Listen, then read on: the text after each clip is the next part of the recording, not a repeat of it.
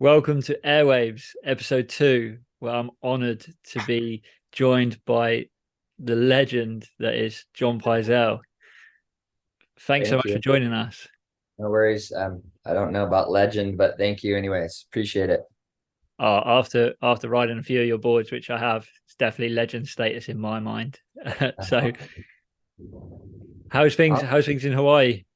oh, good. We've just been it's kind of funny, like the basically the world tour's been here for almost 4 months. Everybody it's starting in October with the Haleiwa contest, and then they went through that, and then they had like the digital triple crown, which was kind of a weird thing that's kind of like an imaginary contest almost, but it draws a lot of people here because it's like open to everybody who can really enter, anybody.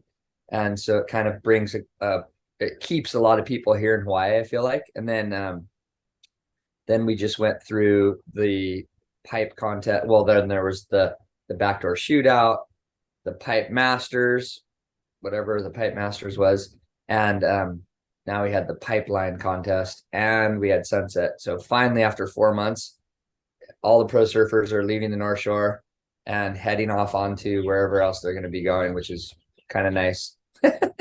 Yeah, heading our way, heading to Europe Yeah, against to the Portugal. Yeah, yeah. I think I'm heading that way too, probably Oh, in amazing. a week or two or 10 days or so, maybe. Yeah, nice, Yet to nice. be determined.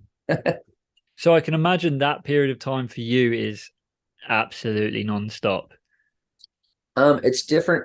Yeah, for sure. There's definitely some stuff where I'm really busy. I tend to operate, I think, a little bit differently than a lot of other shapers where I don't take on like I don't if people are coming here to Hawaii and they want to order boards, I don't just like do everybody's boards who wants to come here. I'm not trying to get like every pro surfer riding my boards.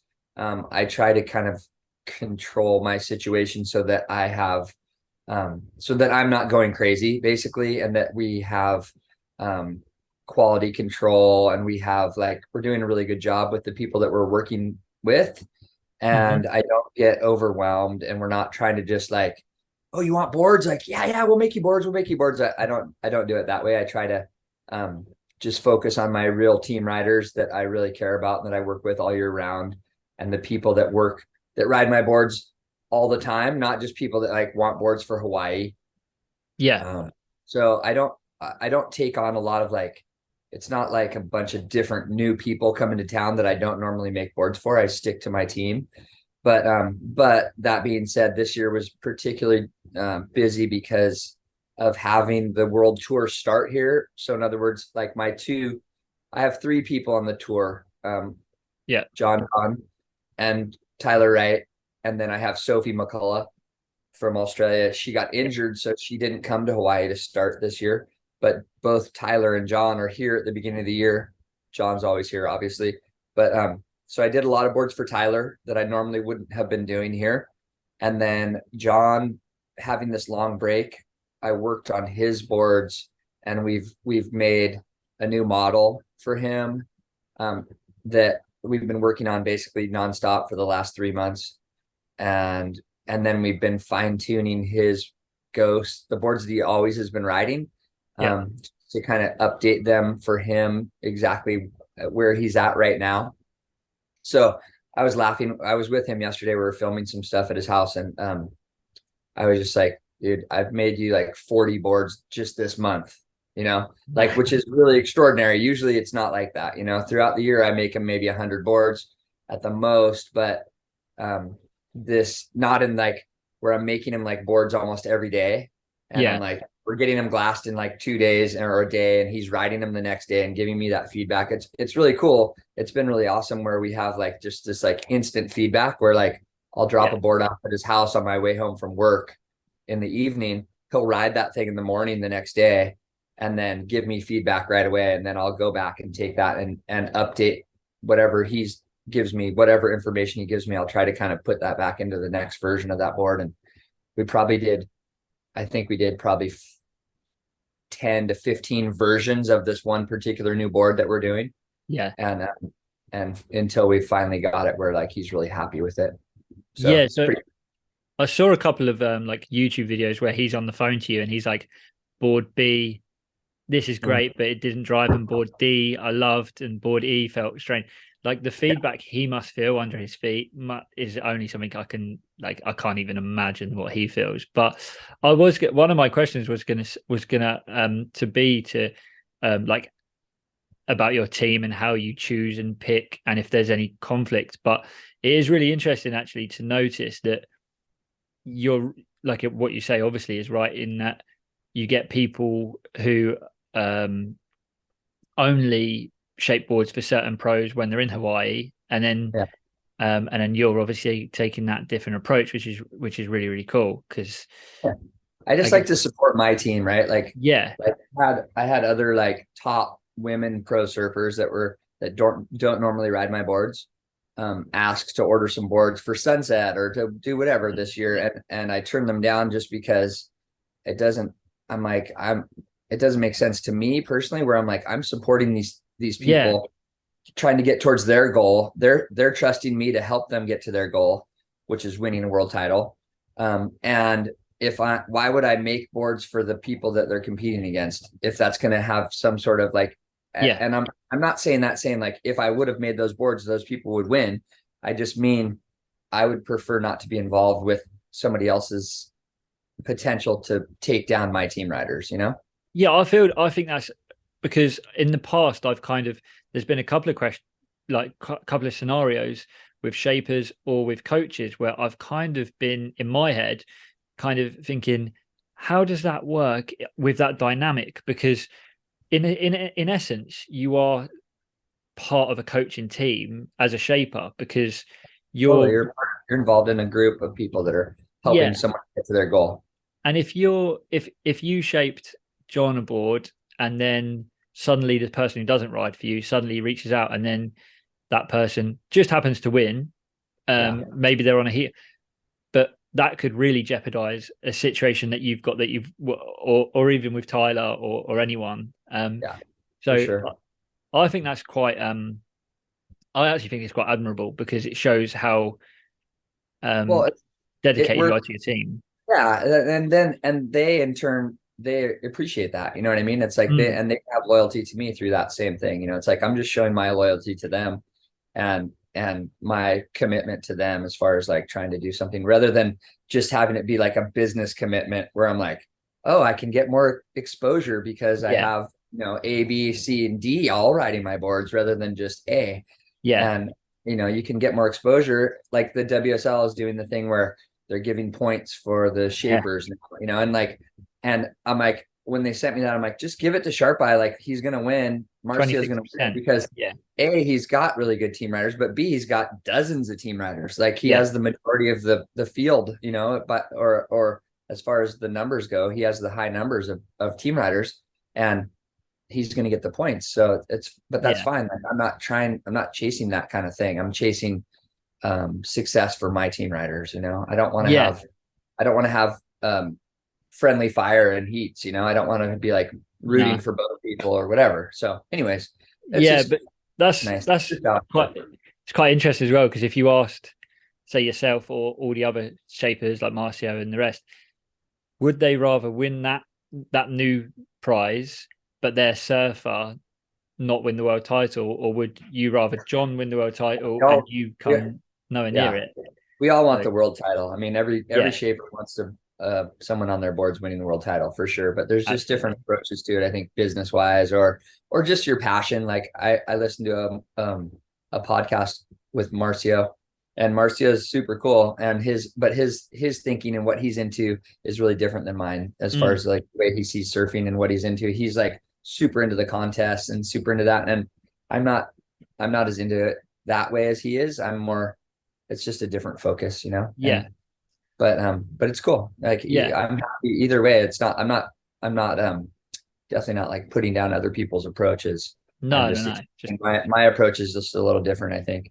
yeah, absolutely. Everyone has their own. And I want to have like freedom to go surfing and do things with people and different things Yeah, where I'm not like I have to be in the shaping room all day every day because I'm trying to make these 12 team riders their boards, and I can't even imagine actually having that many people. And even like I was talking about, um, like John's, like his uh, like feedback and all that. And Tyler's equally, she's really attuned to her boards too, which is really cool. So, um, just taking that stuff and paying attention to it and keeping track of everything is, for me at least, can be overwhelming almost with just a few Mm. people. I can't imagine it with 10 team riders on the CT or whatever. I wouldn't, it would be a lot for me.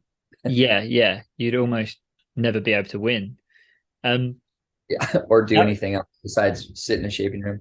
I was gonna ask that question is how like do you surf, because obviously being in Hawaii and stuff, do you get to surf with like John and Nathan and Ivan and your team quite often, or Oh yeah, I mean, I have too much almost. do they give I you live, waves? yeah, no, I mean, they don't give me waves, but they, if it's my turn, they'll let me have my wave. The the I live right at Rocky Rights, and so my house is like kind of a good little, there's good testing, board testing kind of waves right in front of my house.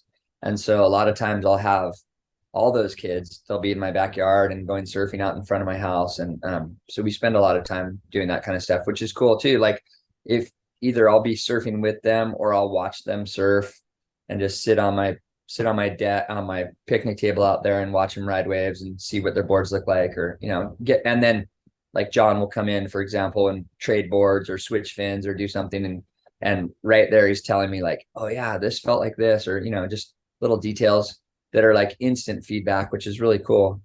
um Yeah, so yeah, I spend a lot of time in the water with those guys, luckily, that's and it's, amazing. yeah, it's nice.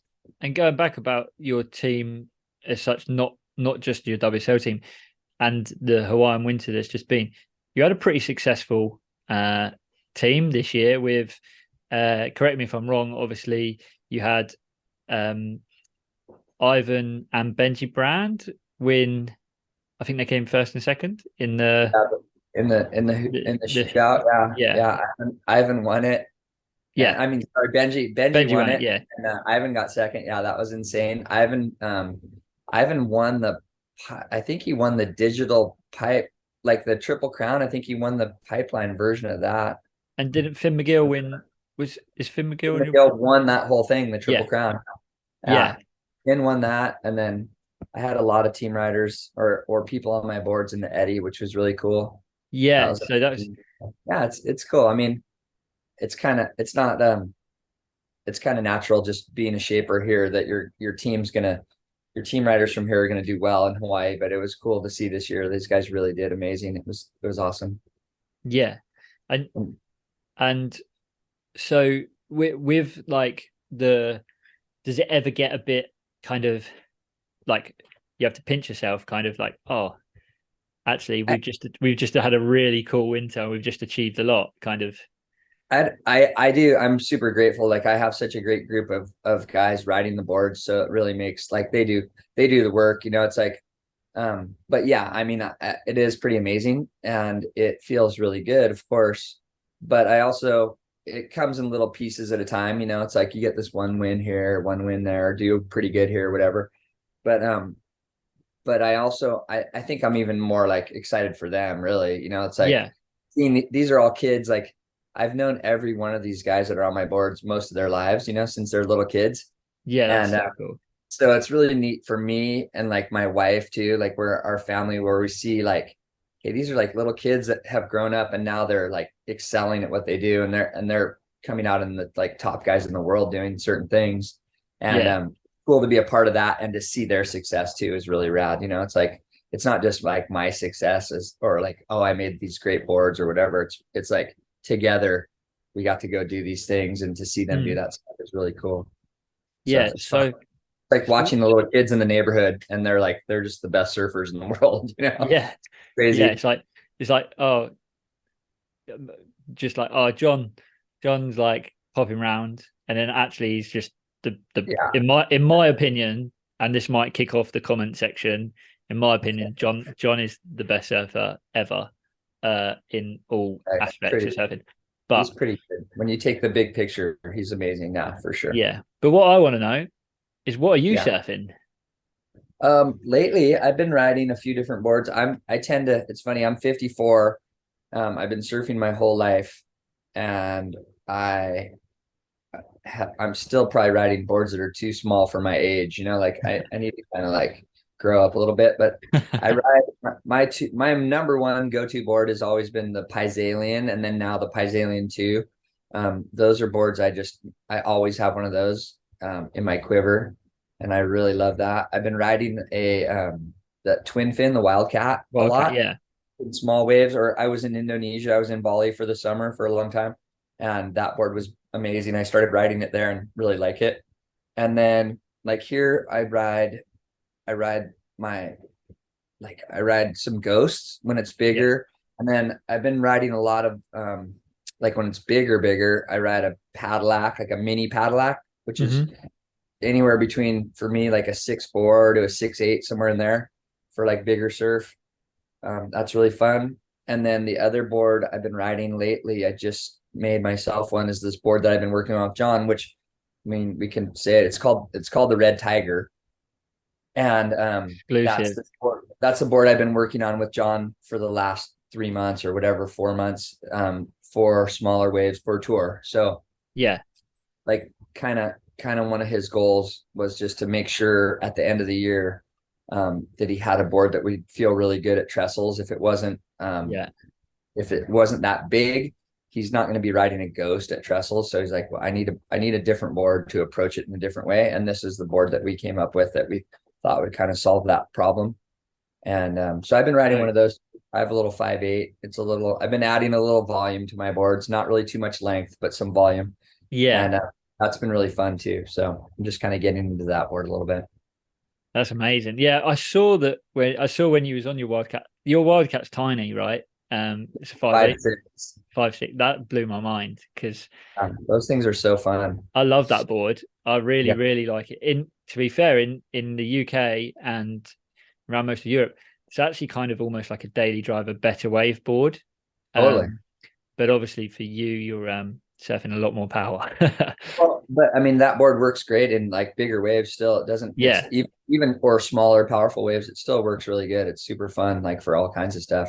And it yeah, was funny for me because I've never liked twin fins. I've always liked that. I like the feeling of a board when you go through a turn, that it kind of has a little push back against you. So you get kind of drive through your turns and you can feel the fins like a thruster or a quad, where it kind of, as you go through a turn, it really kind of, you can feel your board accelerating kind of off the fins. yeah, And then a twin fin never did that for me. I always felt like it kind of like pivoted too easily. And then I made that Wildcat, and then I started working on fins, and I developed some fins with futures that felt really good. And to be like, there's just other fins already out there that work really good too. I just haven't been using the right fins basically. And yeah, so once I got the right set of fins on my board where it did feel a little more drivey and less like pivoty, and I love twin fins now. I love that twin fin at least. yeah, yeah. It's pretty fun. So it really changed kind of my perspective. They're so fast and they're real easy to surf and really Yeah. fun. I like surfing them because I feel like they get me out a lot of trouble, because Yeah. sometimes generating speed is like, especially in a slower, weaker wave that we get, is the tricky part, and you Yeah. just get instant boom and you're gone. So that's why I think it feels like a cheat code. Yeah, you can almost just get up and stand there and you go fast on those boards. Like, you Yeah, know what I mean? You don't have, it's not like a thruster where you have to kind of like pump it to get it yeah, moving. It's more like the board kind of does a lot of the work. It's pretty nice. definitely. Super fun. And I love one last question, because I know that I don't want to take up and be conscious of taking up too much of your time. One last question, and Yeah. this might put you on a bit of on the spot a little bit, but it's a question that I kind of always am intrigued by. If Yeah. you could, if you could pick a surfer to add to your team just because you want to work with them and shape boards and how they surf, and assuming this probably wouldn't be a WSL surfer, Yeah. who would you love to be able to kind of shape for and work with, past, present, any day? Like, you can go way back. Yeah. Uh, I don't know, really. There's so many good surfers. There's so many guys. And like I said, I wouldn't really like, I'm so lucky to have had John on my team for so long that like, you can't ask for, like, that is the guy I would ask for basically. Right. And Yeah, so the only other people would be somebody that would be like competing against him almost. and I don't think I really want one. No. Sounds weird, but I guess it would be some sort of a free surfer that was like somebody that's just really in tune to their boards and like really fun to watch surf. Maybe somebody like Clay Marzo or something, That's who I or thought you were going to say. I wish I'd have yeah, written that down. that's so Yeah. funny. He's so good and just interesting to and fun to watch. Like he's pretty wild. I don't know what his kind of feedback on boards is, but as far as somebody that just kind of rips, a Yeah. modern day guy that rips, he would be pretty cool to work with, I think, That's because amazing. you see the crazy stuff he does. Yeah. Um, there's definitely like a few guys in California that are really good.